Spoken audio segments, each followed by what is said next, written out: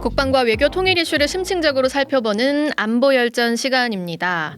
북한이 지난 일요일 2년 만에 극초음속 미사일 쐈다는 보도가 나왔었는데요. 어디서는 이 극초음속 미사일을 두고 게임 체인저다라고 말하면서 또 긴장감이 고조되기도 했었습니다. 정말 그게 맞는지 의문을 한번 풀어보겠습니다. 김영준 기자, 안녕하세요. 안녕하세요. 네, 이게 일단 극초음속 미사일 뭐 하는 물건인가요? 극초음속이라는 거는 소리의 속도, 그러니까 마하 1의 5배인 마하 5를 말합니다. 네. 소리 속도는 일반적인 상황에서 초속 340m잖아요.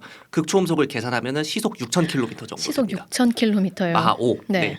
근데 대부분의 탄도미사일은 원래 극초음속이 나와요. 아. 엔진이 점화되면 그 마하 5 넘어가는 건 금방이거든요. 근데 그렇다고 탄도미사일을 다 극초음속 미사일이라고 하냐? 그건 아닙니다. 네. 명중할 때까지 마하 5 이상을 유지하면서 변칙 기동을 할 수 있는 무기를 극초음속 미사일이라고 해요. 북한이 썼다고 주장하는 게 이거고요. 네. 그 중에서도 활공 비행체 HGV라고 하는 건데 이거를 사실은 2021년 9월 그다음에 2022년 1월 그러니까 2년 된 거죠. 예. 그때 각각 딱 한 번씩 2번 쐈어요. 그때 2022년 1월에 쐈을 때 최종 완성했다고 발표를 했고 2년 동안 잠잠하다가 갑자기 비슷한 걸 이번 달에 또 쏜 겁니다. 그러니까 모든 탄도미사일을 다 극초음속이라고 뭐 극초음속 미사일이다 이렇게 말할 수 있는 건 아니고 상대가 알 수 없게 움직여야 된다. 네. 극초음속 상태로. 이게 탄도미사일 요격할 때 원리랑 관련이 있는데 네네. 요격하려면 발사 때부터 레이더에서 잡는 게 좋습니다. 예. 왜냐면 이게 탄도미사일이 워낙에 빠르기 때문에 포물선을 그리면서 올라가잖아요. 이걸 계산하면 궤적이 대충 나와요. 목표 지점도 대충 나오고. 그러니까 예상 경로에 요격탄을 쏴가지고 그걸 잡을 수가 있는 거죠. 예. 근데 HGV 같은 경우에는 탄도미사일에 실려서 발사된 뒤에 지금 그래픽 하나 보고 계실 텐데 예. 이 그래픽의 빨간색처럼 움직입니다. 빨간색 부분. 네네. 굉장히 예측이 어렵죠. 오, 그러게요. 파란색 부분은 그냥 이렇게 포물선을 그리는데 빨간색은 막 왔다 갔다 어지럽네요. 탄두가 올라가서는 그다음에 대기권 안으로 다시 내려가 버린 다음에 활강을 해요. 네. 물수제비 튀기는 거랑 그 비슷한 원리. 물수제비 튀기는 거. 날개랑 공기의 흐름을 이용해서 방향을 막 바꾸면서 날아가요. 네. 이러면 두 가지의 장점이 있는데 하나는 방금 말씀드린 대로 이게 경로 예측이 안 됩니다. 그래서 요격이 좀 어려워지고요. 나머지 하나 고도가 낮아지기 때문에 레이더에 늦게 걸립니다. 지금 또 다른 그래픽 하나 보고 계실 거예요. 몇 번 말씀드렸는데 지구가 둥글기 때문에 레이더가 그 일정 거리 이상 넘어가면은 일정 고도를 넘어가야 즉 일정 고도 이상으로 올라가야 탐지가 가능합니다. 예. 그래서 고도가 낮아지면은 탐지가 늦게 돼요. 방어하는 네. 사람 입장에서는. 그래서 북한 미사일을 추적할 때 초기 정보는 우리가 제일 정확합니다. 그리고 쭉 날아가면서 동해에 떨어질 때는 일본이 정확합니다. 그럼 이번에 북한이 쏜 그 미사일이라는 거는 HGV 그 활공 비행체라고 불러도 되는 거예요? 여러 전문가분들한테 여쭤봤는데 기술적으로 보면 일단 그럴 가능성이 크다고 합니다. 네네. 이번에 합동참모본부 발표로 보면은 1,000km를 날아갔어요. 고도는 안 밝혔는데 일본 방위성의 발표가 눈에 띕니다. 최고 고도가 50km라고 했거든요. 예. 아까 초기 단계 말고 쭉 날아갈 때 잡는 거는 일본이 정확하다고 아까 말씀드렸습니다. 근데 50km라고 했어요. 이게 무슨 말이냐? 초반에는 포물선을 그리면서 확 올라갔다가 금방 내려가서 계속 이렇게 비행했다는 거예요. 저공으로. 네. 군 당국은 이게 변칙 기동을 했는지 여부에 대해서는 제대로 공개하진 않았어요. 그래서 그거는 현 단계에서 알 수가 없는데 전문가들은 기술적으로 보면 이건 HGV가 맞다고 합니다.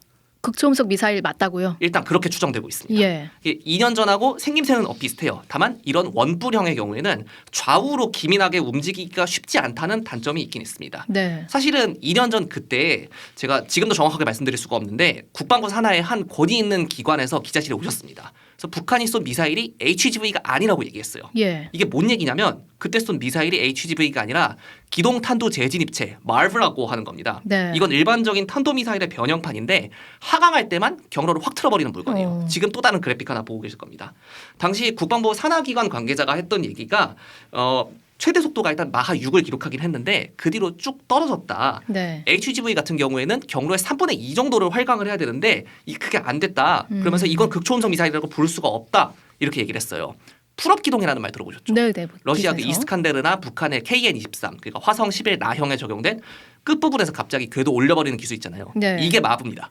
그러니까 이게 2년 전 얘기고 이번에는 초반부터 하강을 해서 쭉 갔다는 점에서 이제 HGV라고 말씀하신 거잖아요. 네. 그럼 진짜 무서운 무기를 갖게 됐다 이렇게 봐야 되나요? 근데 함정이 있는데 무기는 그 자체 성능보다 어떻게 쓰는지가 훨씬 중요합니다. 네네. 북한이 이거 어디다 쓸지를 좀 생각을 해봐야 됩니다. 예. 일단 한반도에는 안 씁니다.